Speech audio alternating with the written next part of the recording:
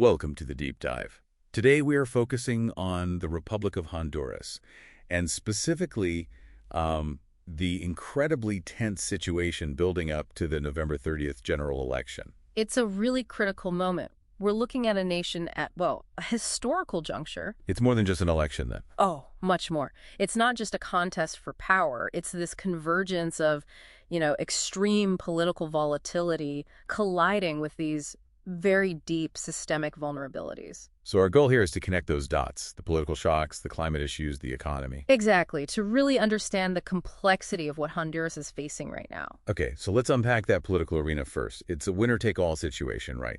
Just a simple plurality in one round. That's right. And it's basically a fascinating three-way race. Who are the main forces battling it out? First, you have Rixi Moncada of the ruling Labour Party. She's aiming for continuity of the Socialist Refoundation project. So that's more state ownership, expanding social welfare, that kind of thing. Exactly. Then you have Nazari Asfora of the National Party. He's more the pragmatic doer, very focused on infrastructure, trying to restore conservative control. And the third? Salvador Nasrallah. He's the populist wild card. Okay, but then this geopolitical shockwave just complicated everything. The sources all point to the Trump factor. Oh, absolutely. The announcement that he intends to pardon former President Juan Orlando Hernandez, or JOH. The same JOH who's serving that massive narcotics trafficking sentence in the U.S. That's the one. And it wasn't just a pardon announcement. Trump explicitly coupled it with an endorsement of Asfura. Wow. I mean, it just shattered diplomatic norms. It instantly polarized the entire election. So it's not just an election anymore, it's a proxy battle. That's the insight, yeah. This move reframed the entire thing for the ruling party as a test of national sovereignty against American interference.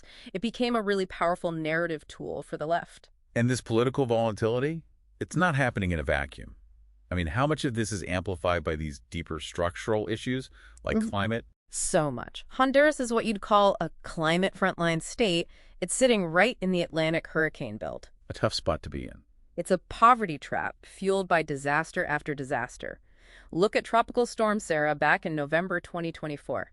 That's the most recent grim example. What was the damage? An estimated $139 million in agricultural losses alone. It severed access to over 2,400 communities. It's a perpetual cycle of destruction and trying to recover. And I'm seeing a data point here. Something like 20% of the GDP comes from remittances sent home. Wait, wouldn't that be a sign of resilience? Why call it a remittance trap? That's a great question, because while it is a lifeline, it also creates this profound economic dependence. On the U.S. economy. Right. That 20% ties the nation's health directly to the U.S. labor market and to U.S. migration policies.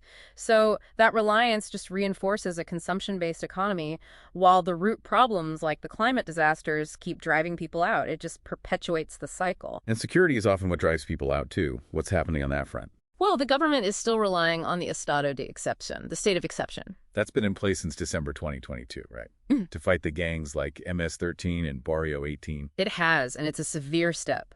By now, late 2025, citizens are still living under a system where basic rights like freedom of movement, protection from warrantless searches are suspended. It really shows you the gravity of that internal conflict. So if we pull back and look at the whole picture, the potential for post-electoral violence is assessed as high. You have the grim precedent of the disputed 2017 election. And now there's even more distrust. Exactly. Institutional distrust is compounded by all these preceded fraud narratives. It's setting the stage for a deeply difficult transition. And yet, through all this tension, all the high stakes, culture still finds a way. I was reading about the bolilleta. Ah, yes. The iconic dish. It's that tortilla with the beans, sour cream, and cheese. And it feels like a symbol of a social contract everyone shares. It kind of transcends all the class and political barriers. And that cultural bond is so essential to hold on to, because it really raises a final question for you, the listener. What's that? Well, considering the high probability of a contested result and the fact that an external power is signaling they might just want transactional stability, as we saw with the JOH pardon attempt, how does a nation actually reconstruct its social contract when its political fate is so tangled up with interests outside its own borders?